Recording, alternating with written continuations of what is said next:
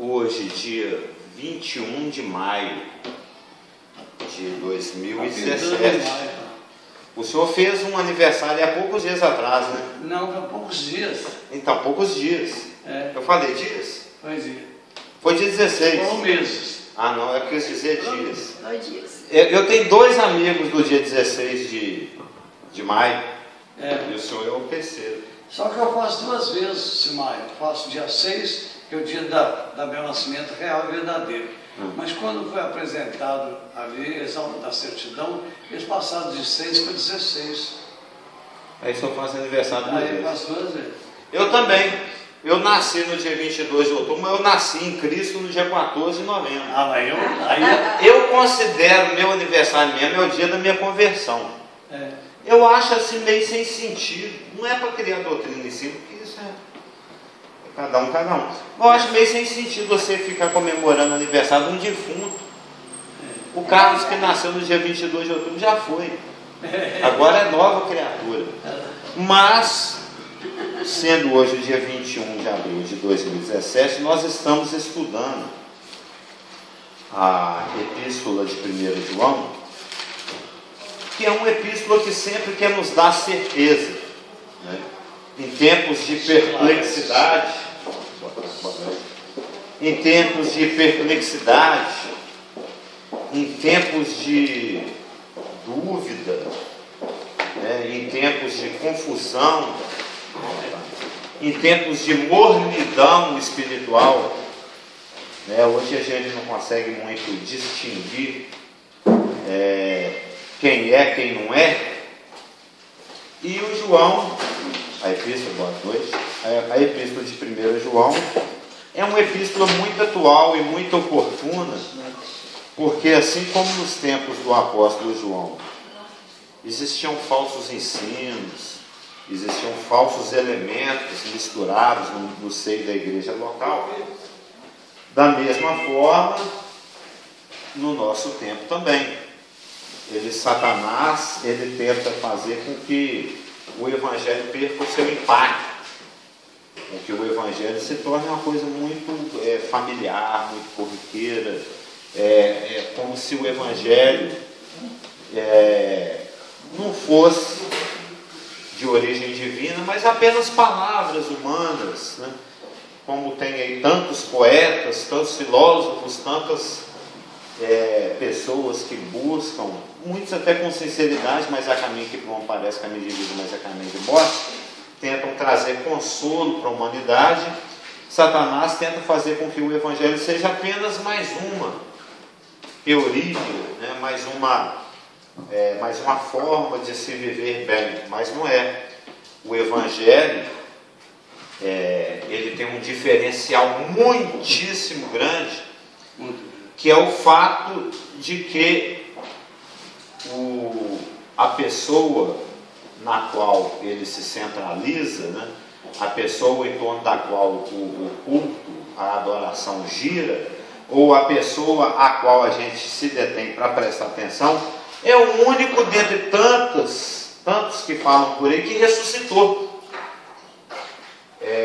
Todos os outros líderes, todos os outros mitos, todas as outras pessoas que, por maldade ou com boas intenções, né, ou crendo que está fazendo o serviço de Deus ou não, que buscaram prestar algum tipo de serviço para a humanidade e determinar algum caminho, tem tantos, tem Buda, tem Confúcio, tem Maomé, tem Kardec, tem Krishna, todos eles morreram.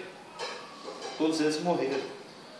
Quando você evangeliza na rua, a gente escuta muito, mas papel aceita tudo e ninguém voltou de lá para falar para nós. Mentira. Alguém voltou de lá, né? Então, a ressurreição de Cristo é que marca, é que faz um grande diferencial, é que autentica, né? É que coloca, que firma a nossa crença como algo autêntico, algo digno de que se dê crédito. fala em Hebreus: como escaparemos nós se rejeitarmos tão grande salvação, que teve início com o Senhor e depois o seu testemunho passou por aqueles que dele falaram. Está lá em Hebreus 2. E a ressurreição, ela é, além de ser o diferencial de todas as outras religiões, vamos chamar assim, ela é aquele fato que nos garante, é aquele fato que nos dá tranquilidade, é aquele fato, eu estou falando fato porque é fato, né? Assim como o Dom Pedro proclamou a independência, o Deodoro, a República, o outro aí falou outro dia: eu não renuncio, de novo eu vos digo, não renuncio. É fato, é história, está registrado, fotografado, gravado, está no jornal. E naquela época em que Cristo morreu e ressuscitou, não existiam esses meios de divulgação que deixam um registro ótico, audível, não tinha como gravar, filmar, mas existem princípios de autenticação da verdade. A gente falou dele aqui na semana passada, que é aquele princípio que está expresso em Deuteronômio, que pela boca de 2 ou 3 testemunhas todo fato se estabelece. E isso é aceito em praticamente todas as culturas.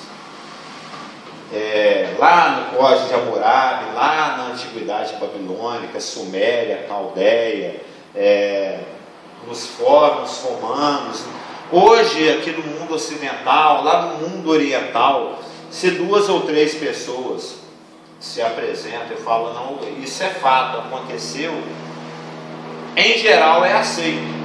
Lógico que existe corrupção e etc., mas é uma unanimidade.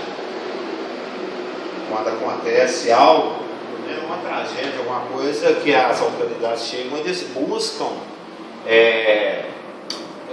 o testemunho de alguém que presenciou o fato, para que se estabeleça o que realmente aconteceu ali.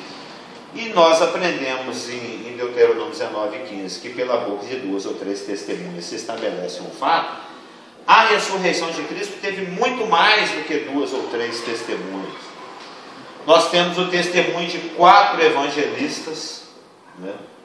Mateus, Marcos, Lucas e João, falam da ressurreição de Cristo. Nós temos o testemunho dos anjos que aguardavam lá no sepulcro.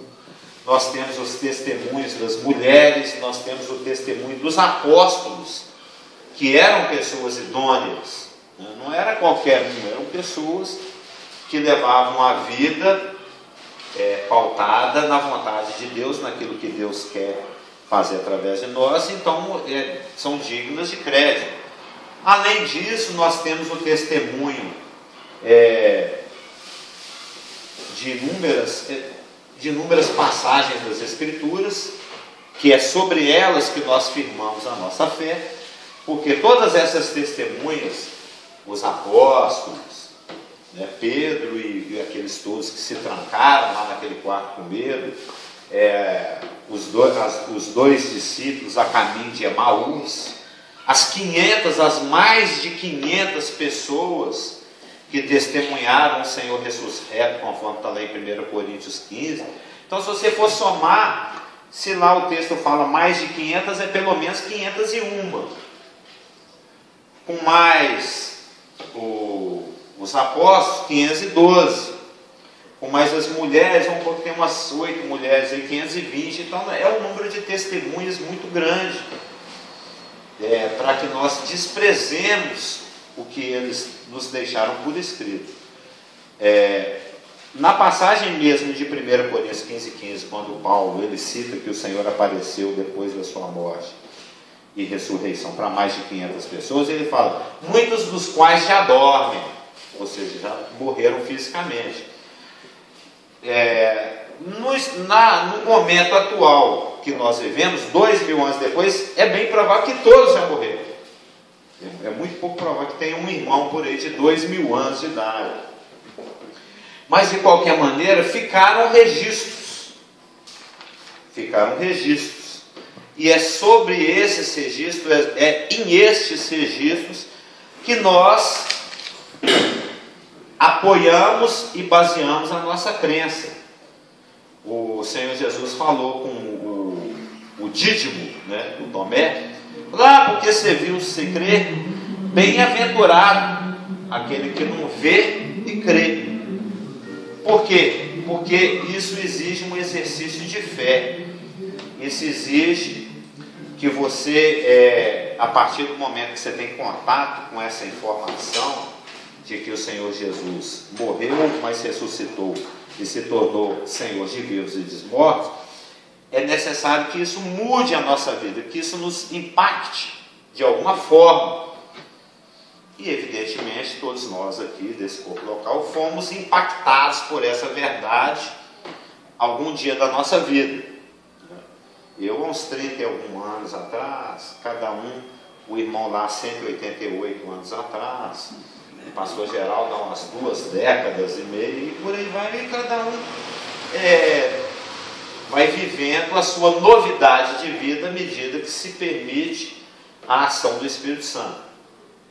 E nós falávamos que o João, que é uma dessas testemunhas,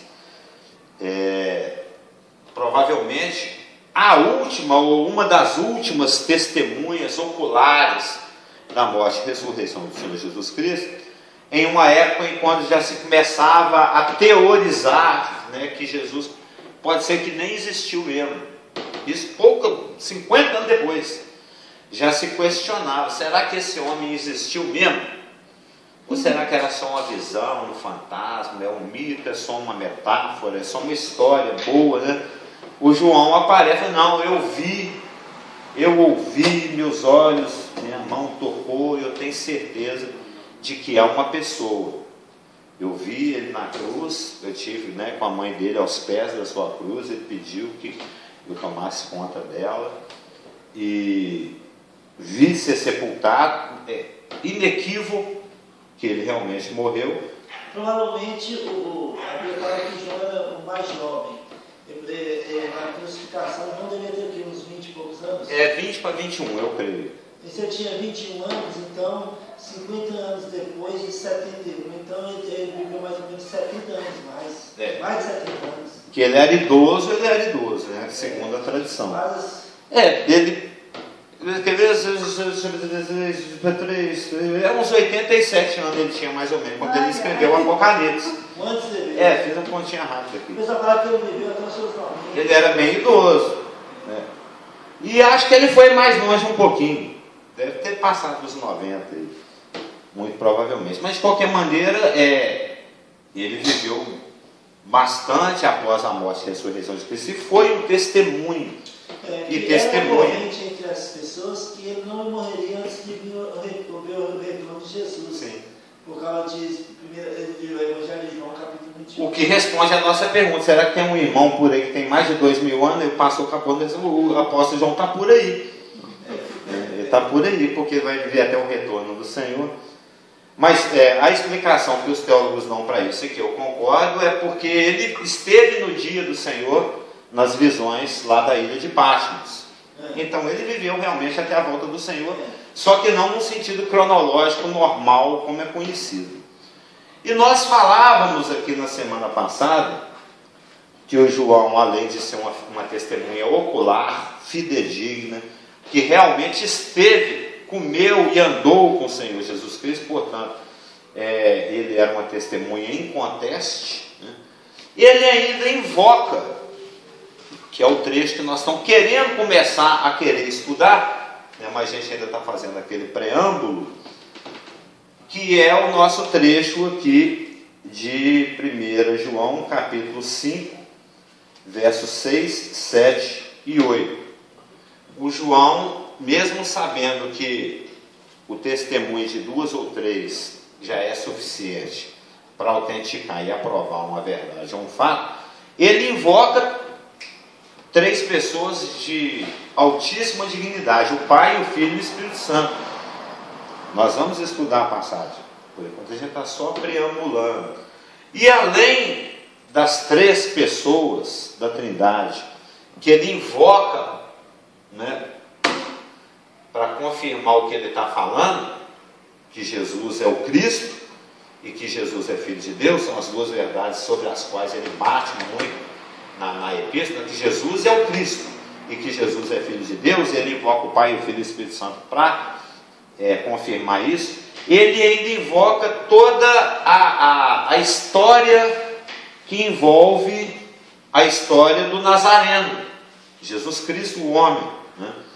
Ele fala ele invoca o testemunho do seu batismo, que é a água, o testemunho da sua morte, que é o sangue, e o testemunho da sua ressurreição pelo poder do Espírito, que é o Espírito.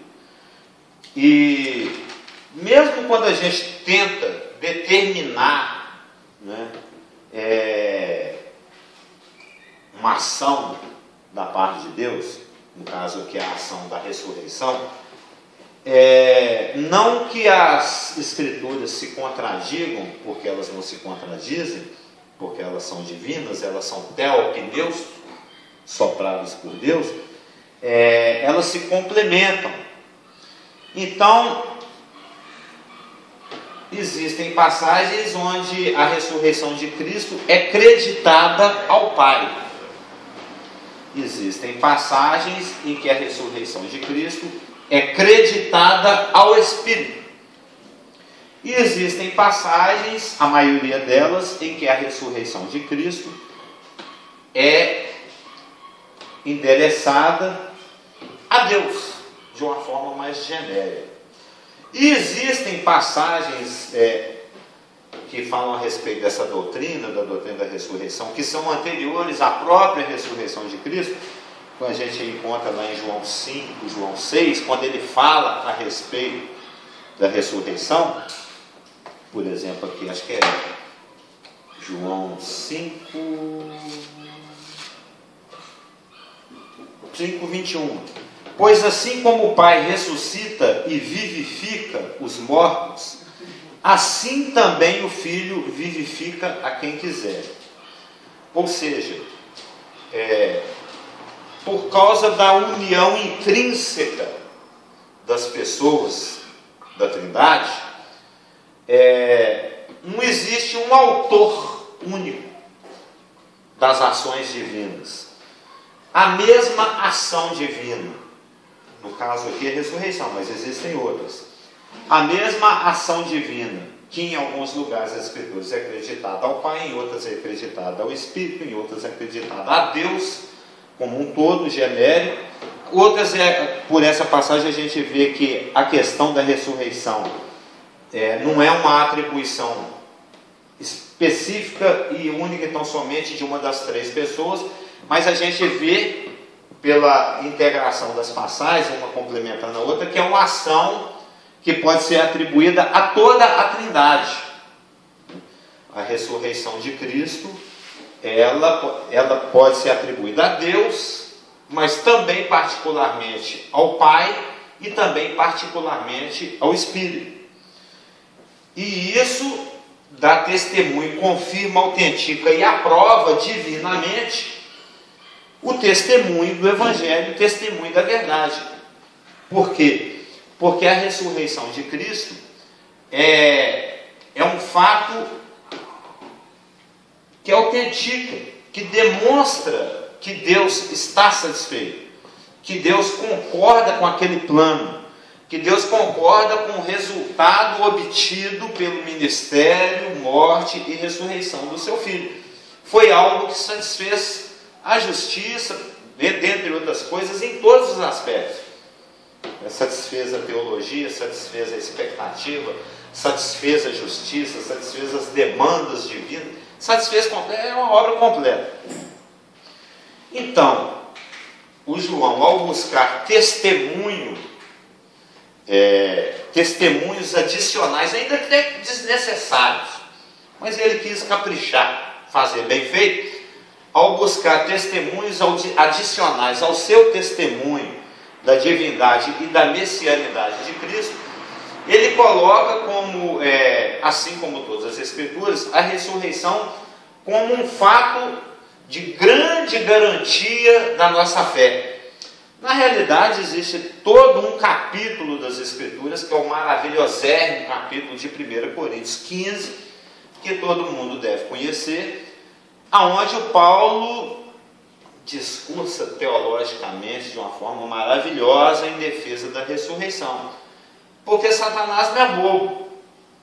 Satanás, quando ele percebe que a igreja está frutífera, que a igreja está desempenhando o seu papel de testemunha movido pelo Espírito, isso é muito destrutivo para o império dele. Então ele tenta neutralizar isso de muitas maneiras, muitas. Uma das formas que ele faz isso, a gente já citou hoje, a familiaridade, né, tornar o evangelho muito familiar, mas uma das formas mais primitivas dele fazer isso é pela contradição, é pela negação mesmo. E na época em que 1 Coríntios foi escrita, corria a boca miúda, né? Dizia-se em algumas igrejas que não existe esse trem de ressurreição, não. Aí as religiões todas fazem isso. Por isso que é perigoso você concordar com algum tipo de filosofia, ou religião, ou igreja, ou seita, seja o que for, pelo simples fato de se falar de Cristo. Deve-se falar de Cristo, mas deve-se falar de Cristo de acordo com o que está escrito. Porque, muito embora um só Jesus exista, nem todos sabem vê-lo como é. Filósofo, poeta, comunista e mesmo hippie já se disse até. Você conhece essa musiquinha? É do Vencedores. Eu já ouvi, mas não me lembro nem a melodia. Muito embora um só Jesus exista. Eu já ouvi essa frase, mas nem sei. Ou seja, tem muita seita, religião, filosofia, pensamento positivo que pega só um aspecto. Porque Cristo ele é muito. Usa o que quer. Que é conveniente. Ele é multifacetado, ele realmente é completo e alcança a todos em todos os lugares. Que é possível você sublinhar e realçar só um aspecto, né, só algumas das qualidades de Cristo e ficar contente, satisfeito só com isso. Eu vou ser bonzinho igual ele foi, ou misericordioso. Mas o que Jesus falou com Nicodemo, que o mais importante é nascer de novo, o resto a gente conversa. Mas primeiro tem que nascer de novo.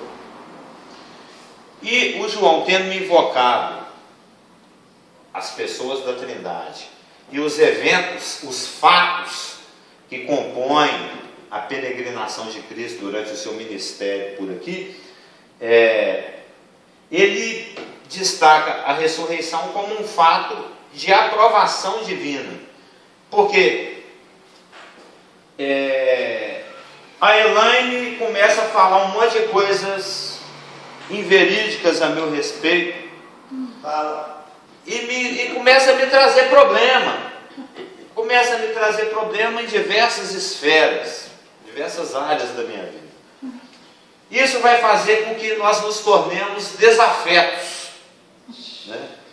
Ela já está falando mal de mim porque ela não vai com a minha cara. Você vai perder. E ao fazer isso não vai fazer com que eu também me torne muito simpático a ela, né?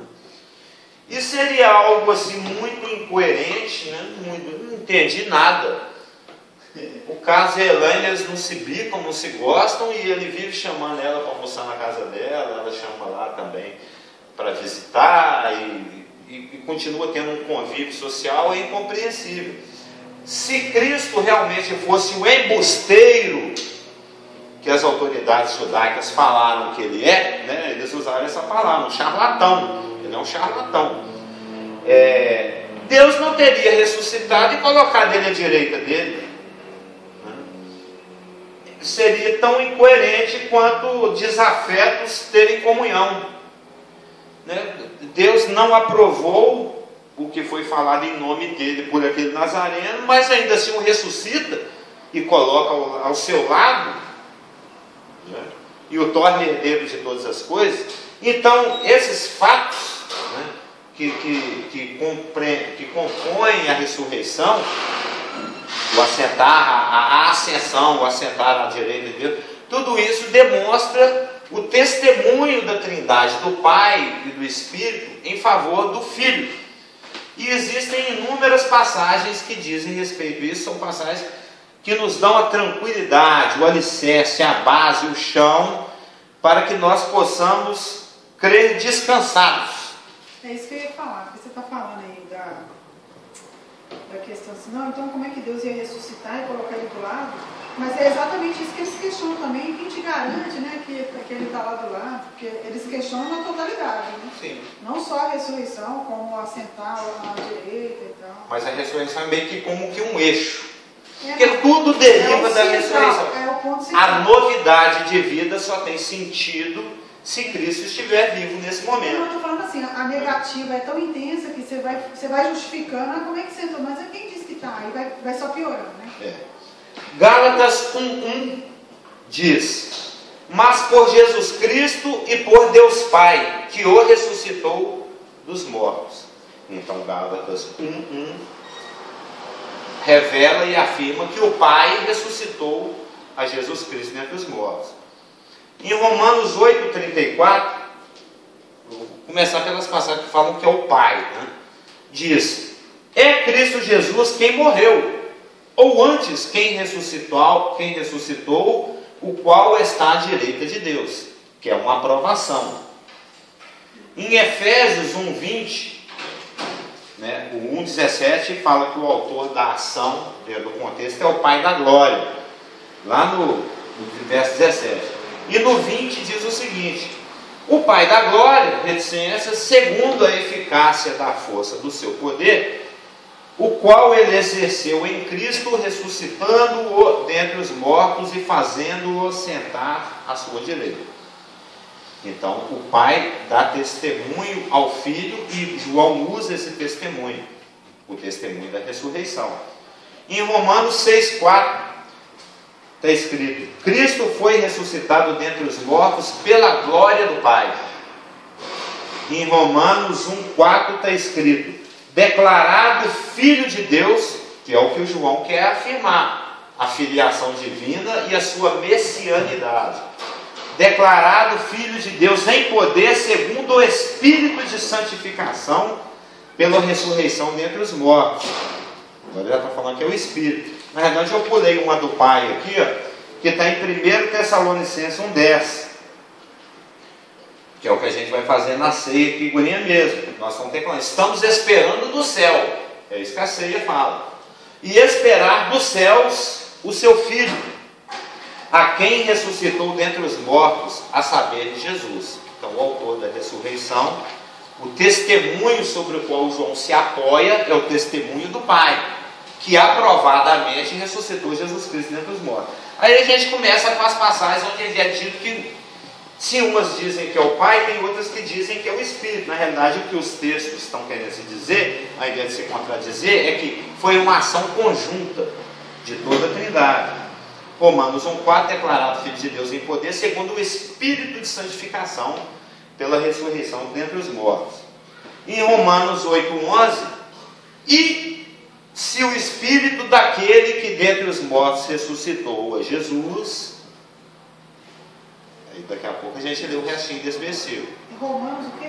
8:11, também vai nos ressuscitar. Que é os últimos versículos aqui, como a ressurreição nos afeta. Então só vamos ler aqui o 8:11a. O 8:11b é daqui a pouquinho. Sabendo que aquele que ressuscitou o Senhor Jesus nos ressuscitará também. É o Espírito. Aí vem os versículos que dizem de uma maneira genérica, falam Deus, querendo dizer com isso todas as pessoas da Trindade. Em Atos 2:24 e 32 está escrito: ao qual Deus ressuscitou, soltas as ânsias da morte, pois não era possível que fosse retido por ela. Deus ressuscitou a esse Jesus do que todos nós somos testemunhas. Isso é Pedro falando lá no dia de Pentecostes. Mais lá na frente, em outro discurso, Pedro fala, em Atos 3:15: e matastes o príncipe da vida, ao qual Deus ressuscitou dentre os mortos. Em Atos 4:10, em outro discurso de Pedro, ele diz: Jesus Cristo Nazareno, aquele a quem vós crucificastes e aquele a quem Deus ressuscitou dentre os mortos. Mais para frente, em Atos 5:30 e 31, O Deus de nossos pais ressuscitou a Jesus, ao qual vós matastes, suspendendo-o no madeiro. Deus, com a sua destra, o elevou a príncipe e salvador. Em Atos 10:40, o Pedro, discursando lá para a casa de Cornélio, diz: a este Deus ressuscitou ao terceiro dia. Em Atos 13, mas Deus, 13, 30 e 37, mas Deus o ressuscitou dentre os mortos, aquele a quem Deus ressuscitou, nenhuma corrupção viu. Em Atos 17 e 31, porquanto tem determinado um dia em que com justiça há de julgar o mundo por meio do homem que destinou. E disso deu certeza a todos, ressuscitando-o dentre os mortos. O verso 30 fala que o autor dessa ação é Deus. Nós lemos o 31. Em Romanos 4:24, os que cremos naquele que dentre os mortos ressuscitou a Jesus nosso Senhor. O contexto no verso 17 diz que é Deus. Se 1 Coríntios 6:14, ora, Deus que também ressuscitou o Senhor, nos ressuscitará a nós pelo seu poder. Ele está falando a mesma coisa que Romanos 8:11 e 2 Coríntios 4:14. O Espírito que ressuscitou Jesus nos ressuscita também. Aliás, são versículos que dão garantia da nossa salvação. Se habita em nós o Espírito que ressuscitou a Cristo, em algum momento também nos ressuscitará. Em 1 Coríntios 15:15, testificamos de Deus que ressuscitou a Cristo. E em Hebreus 13:20, ora, o Deus de paz que pelo sangue da aliança eterna tornou a trazer dos mortos a nosso Senhor Jesus Cristo. Então, Deus em uma ação conjunta. E em 1 Pedro 1:21, e por ele credes em Deus, que o ressuscitou dentre os mortos. Então, se existe alguma igreja ou algum irmão que por algum motivo não crê na ressurreição, ou defende que a ressurreição não existe, ele está contrariando um volume muito grande de revelação escriturística. Ele está negando muita informação. Aqui eu li 20 versículos, tem mais. Senão eu vou ficar aqui 1h30 só lendo versículo. Que o testemunho da ressurreição de Cristo é algo massivo, massacrante, volumoso nas Escrituras, Então não tem como negar, apesar de que nós não vimos com nossos olhos, mas crendo na inspiração das Escrituras e crendo na segurança que ela transmite, é um testemunho irrefutável. São muitos falando a mesma coisa ao longo de um tempo muito grande. Hebreus já foi, 1 Pedro já foi escrito muitas décadas depois, até a 1 João também. Então, como que a ressurreição de Cristo nos afeta? Ela tem que nos afetar, como eu dizia no começo, de uma maneira prática. Como diz o Augusto, em Romanos 6:4, é falado a respeito de um dos desdobramentos da crença na ressurreição. Da crença na ressurreição. Em Romanos 6:4 é escrito o seguinte: fomos, pois, sepultados com ele na morte pelo batismo, para que, como Cristo foi ressuscitado dentre os mortos pela glória do Pai, assim também, consequentemente, andemos nós em novidade de vida. Uma coisa está diretamente ligada à outra. Se Cristo não tivesse ressuscitado, ele teria sido como qualquer um, mas ele ressuscitou. Como diz o Paulo lá em 1 Coríntios 15, de fato Cristo ressuscitou, sendo ele a primícia dos que dormem. E uma vez que Cristo foi ressuscitado por aquele que há de nos ressuscitar, e na realidade a palavra fala que ele já nos ressuscitou, porque Colossenses 3:1 fala: portanto, se já ressuscitaste com Cristo, buscai as coisas lá de cima.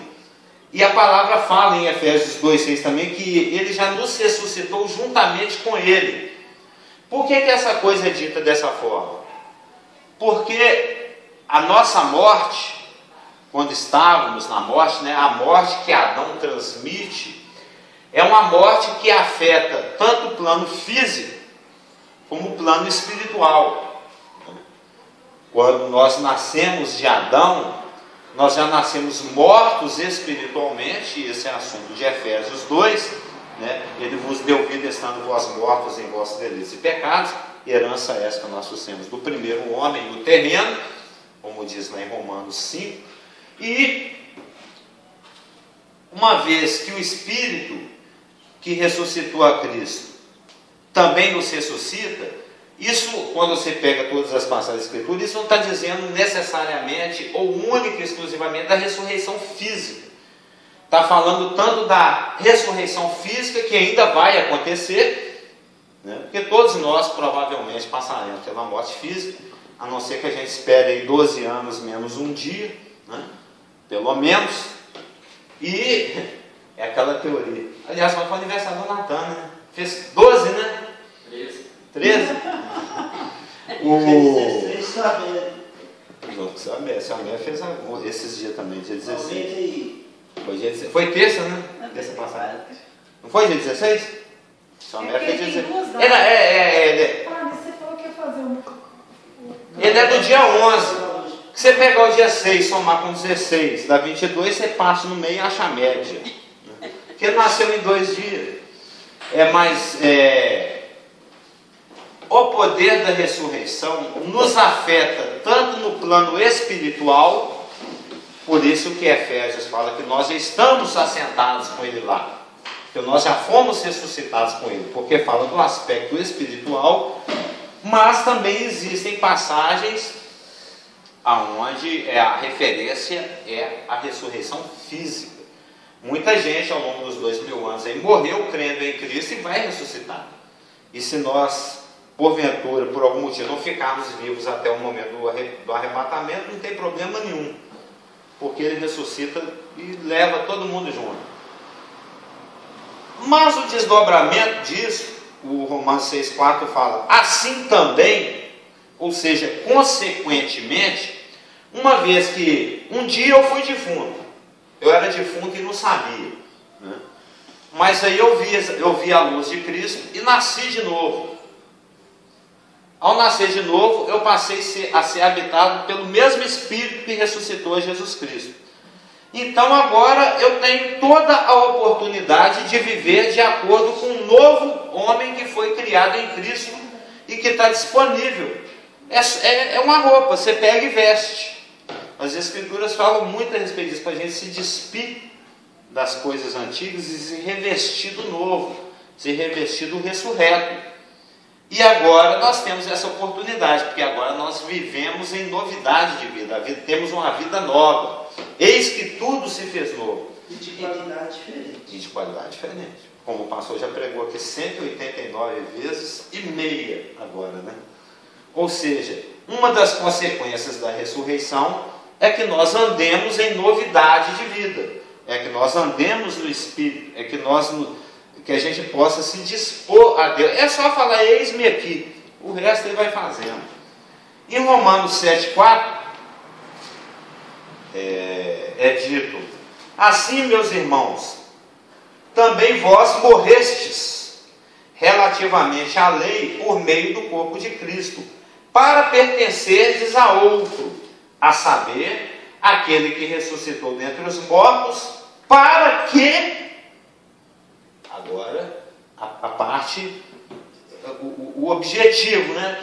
Você trabalha lá no carrinho de cachorro quente, você compra salsicha, você põe a salsicha para cozinhar, você compra vários pacotes de pães, já deixa tudo partidinho. Você coloca em potes lá passas, batata palha, você enche a bisnaguinha de ketchup, mostarda e maionese e vai para a rua. Só veneno. Aí a pessoa vem e se serve, né? Você teve todo um esforço para deixar aquilo disponibilizado para aquela pessoa. Então ela vem, você prepara, ele capricho ali, sanduíche. E depois de degustado com aquele copo gratuito de baré, né? Tem muito lugar de cachorro que você ganha um copo de refri. Aí fica esperando agora o resultado final, né? E pagar. É bom eu receber por aquilo que eu fiz. Ou seja, depois de tudo aquilo que a palavra fala, que foi o fechamento, né, o desabrochar da obra de Cristo na ressurreição, tem um resultado final, né? Ele fez isso tudo, evidentemente, de forma gratuita, de forma graciosa, mas é esperado um fruto. Não é obrigatório, mas é desejável. Então ele fala que uma das consequências da ressurreição da qual nós participamos, é que nós frutifiquemos para Deus. É o que está escrito no versículo. Agora que você já morreu para a lei, já foi ressuscitado com Cristo, vive em novidade de vida, produz fruto. Disponibilize-se. Coloque-se à disposição de Deus. Isso tem em Romanos 7,4. Em 2 Coríntios 5,15, é dito que, uma vez que nós agora somos participantes da ressurreição, e ele morreu, 2 Coríntios 5,15, por todos, para que os que vivem não vivam mais para si mesmos, mas para aquele que por eles morreu e ressuscitou. Ou seja, todos esses versículos sempre apontam para uma disponibilidade de serviço. Deus quer que a gente esteja disponível. Por isso ele falou em Romanos 6,4, 7,4 e aqui em Coríntios 5,15. Gálatas 2,20, conhecidíssimo e celebérrimo, e vivo não mais eu, mas Cristo vive em mim. Se ele vive é pelo poder da ressurreição, e ele quer que nós estejamos disponíveis também. Efésios 2,6 fala que nos ressuscitou juntamente com ele.